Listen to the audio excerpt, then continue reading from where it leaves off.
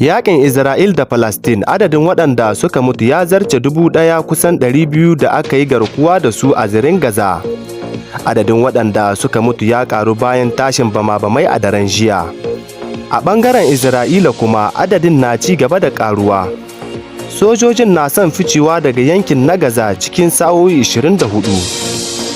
A cewar kafofin yada labarai, Isra'ila akwai kimanin mutane 170 da Hamas ta yi garkuwa da su. Wasu daga cikinsu an tasa ƙeyarsu zuwa zirin Gaza. Akwai 'yan Amurka da Jamus a cikin waɗanda aka yi garkuwa da su.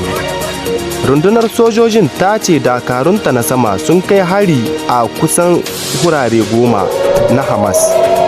Zuwa Lahadi na ƙarshen zai kasance a cikin gine-gine masu bene.